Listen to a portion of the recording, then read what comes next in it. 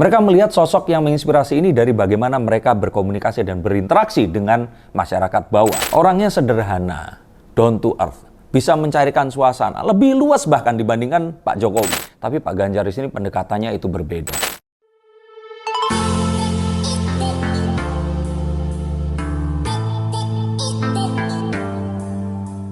Kenapa sih pendukungnya Ganjar ini adalah pendukung Pak Jokowi juga? Pernah nanya nggak sih kenapa? Karena ini memang kayak sudah mulai jelas dan gamblang gitu. Pak Jokowi ini dukungnya adalah Ganjar Pranowo. Dan Bu Mega sekarang mulai ketar-ketir. Dengan kemarin ada wacana kawin paksa antara Mbak Puan dan Mas Anies di sini akan bisa dilakukan. Tapi menurut kalian kenapa? Kenapa kok Pak Jokowi ini pilihnya Mas Ganjar? Kalau kita akan lihat di sini. Kartu yang pertama, ya jelas. Karena bangsa Indonesia ini kayaknya susah move on dari presiden yang Jawa. Nah, bukan artinya saya di sini rasialis atau orang Jawa mendukung orang Jawa. Bukan. Kalaupun saya bukan orang Jawa, orang Jepang atau orang enggak. Kalau begitu, saya akan tetap berpatokan kepada sejarah yang mengatakan bahwa selama ibu kota negara ini masih di Jawa, maka presiden itu sepertinya akan terus Jawa. Nah, ini adalah satu hal yang yuk coba berikan sebuah argumen lain, tulis di bawah sini. Saya akan mencoba untuk mengerti dan mencoba untuk mencermati. Jadi kalau saya pikir di sini yang pertama harus Jawa. Tapi kan Mas Agus Yudhoyono juga Jawa, AHY. Nah, tapi kan beda. Kenapa kok seperti itu? Karena kesamaan sifat, karakter, dan personality-nya. Dan banyak hal yang lainnya yang kayaknya ini kayak fotokopiannya, versi mudanya, versi, boleh kalau saya bilang bahkan versi lebih baiknya. Bukan artinya Pak Jokowi jelek, bukan. Tapi dengan zaman sekarang ini di-upgrade-nya jadi Pak Ganjar ini loh. Orangnya sederhana, down to earth, bisa mencarikan suasana lebih luas bahkan dibandingkan Pak Jokowi. Nggak suka omongan yang tinggi. Dan gaya komunikasi mereka ini yang gampang dicerna oleh publik. Loh, kenapa kok seperti itu? Ya karena mereka ini Jawa. Loh, artinya apa? Kalau Jawa komunikasinya seperti bukan. Karena wes kulino sudah kebiasaan 32 tahun seenak zamanku kan. Nah, karena 32 tahun kita dikuasai oleh Jawa, Pak Harto di sini. Maka saat terus kemudian berikutnya itu ada, ini kayak rasa yang susah untuk hilang. Ini kayak susah move on. Kayak kalaupun ternyata orang-orang Indonesia ini pergi ke luar negeri, yang dimakan mereka ini pasti makanan Indonesia. Meskipun mereka rasnya keturunan Chinese, atau ternyata orang Batak tapi sukanya makan rawon. Atau misalkan ya, walaupun saya orang Jawa, tapi saya paling demen itu makan nasi Padang. Nah, ini kan satu hal yang kita ke luar negeri pun yang dicari itu seperti itu susahnya rasa. Rasa mengalahkan akal, logika, dan semuanya. Lalu kesamaan karakter. Nah, karakter dan cara kerjanya ini plek ketiplek hampir sama.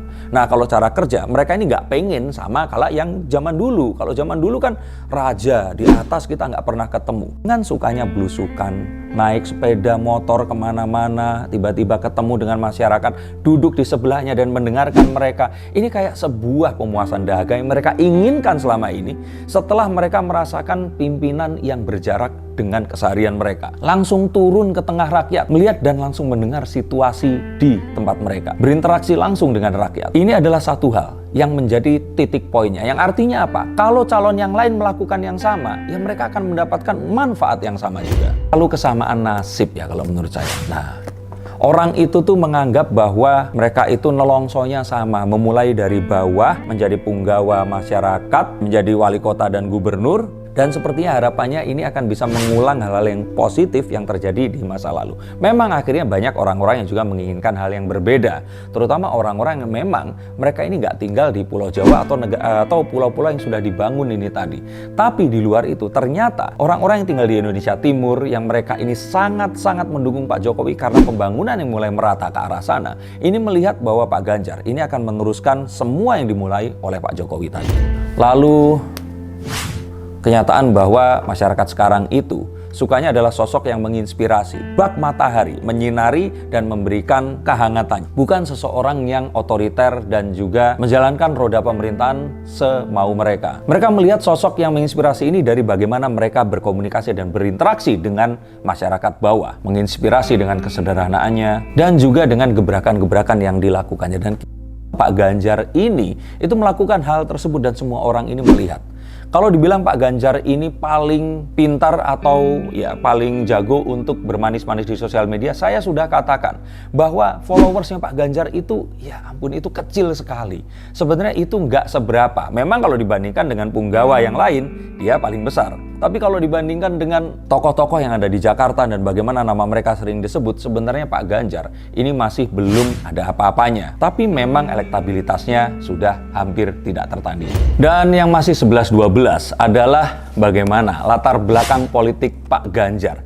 Ini yang mirip dengan Pak Jokowi, bahwa mereka ini mendapatkan apa yang mereka dapatkan dengan hasil jerih payah mereka sendiri. Masyarakat Indonesia, apalagi dengan berkembangnya sosial media seperti sekarang ini, memungkinkan untuk orang-orang ini tahu bahwa kepemimpinan itu ternyata nggak diturunkan lewat terah, tapi dari kerja keras dan juga semua upaya dan niat mereka. Dan mereka melihat bahwa Pak Ganjar dan Pak Jokowi ini menunjukkan bahwa wong cilik itu juga bisa jadi seorang pemimpin.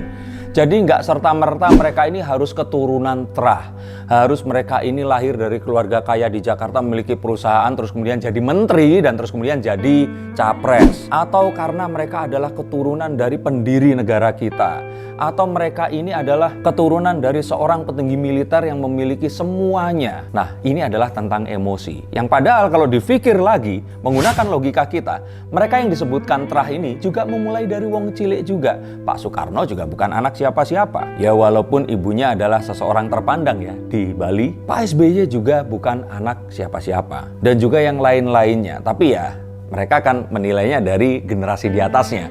Dan mereka merasa bahwa kedekatan mereka yang dimulai dari wong cilik ini memberikan kedekatan yang sama dan membuat mereka ingin memilih seakan-akan penerusnya ini tadi. Dan seperti kita tahu, kondisi COVID seperti kemarin ini, Pak Ganjar itu bukan seseorang yang diam saja dan nggak melakukan terobosan apapun.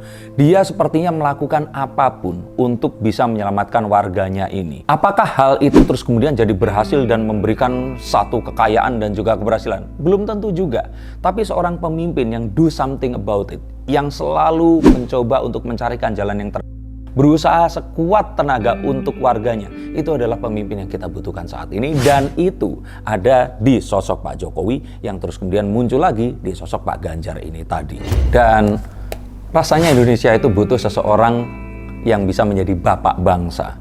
Dan kalau Pak Jokowi kemarin mengajarkan tentang kesederhanaan dan yang lain-lain, maka Pak Ganjar di sini memiliki fatherhood yang lebih kuat dibandingkan Pak Jokowi. Sisi beliau ini sebagai seseorang yang tegas, bisa marah, bisa juga berkelakar. Seseorang yang selalu tersenyum. Kalau tampan itu sesuatu yang relatif. Mungkin wanita bilang tampan. Ya kalau dijawabin Pak Jokowi jelas lebih tampan Pak Ganjar. Tapi kalau gagah kan masih ada Mas AHY atau Pak Anies yang juga lebih keturunan orang-orang Yaman dengan hidung mancung dan kulit yang juga lebih cerah di sini. Tapi kita akan tahu bahwa figur bapak ini adalah sesuatu yang sulit kita peroleh dari figur yang lainnya. Dan ini mungkin akan menyempurnakan dari sosok yang ada dalam Pak Jokowi dulu, dan ini muncul di diri Pak Ganjar sekarang ini.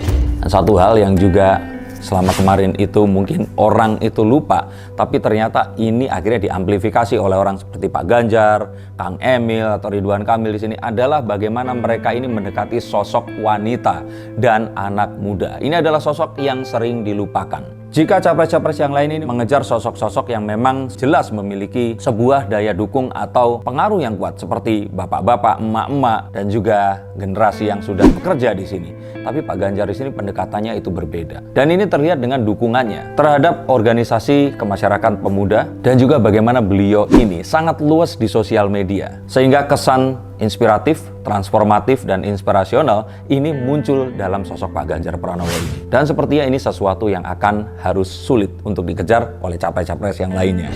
Dan seperti slogan beliau, suara rakyat adalah suara Tuhan. Tuanku adalah rakyat dan jabatanku hanyalah mandat. Forum-forum diskusi ini dibuka untuk umum. Ajakan langsung untuk rakyat berpartisipasi dalam banyak acara yang menggebrak, terutama saat itu disajikan dalam keterbukaan informasi dan teknologi. Ini adalah sebuah hal yang sangat positif, apalagi jika digabungkan dengan gaya kepemimpinan yang cenderung terlihat santai, tapi tetap tegas. Maka saya pikir ini adalah alasan-alasan yang membuat pendukung Pak Jokowi dulu akan berpindah mendukung Mas Ganjar. Dan ini juga yang membuat Pak Jokowi akhirnya memberikan restunya. Bagaimana menurut pendapat kalian? Apakah saatnya kita ganti dari rasa Jokowi yang lalu? Akankah kita harus mengupgrade itu menuju Ganjar Pranowo atau benar-benar mencoba yang berbeda? Nah, tulis pendapat kalian di bawah sini. Untuk yang ingin dibacakan kartunya silahkan hubungi nomor di bawah. Terima kasih, sampai jumpa, dan salam untuk keluarga kalian.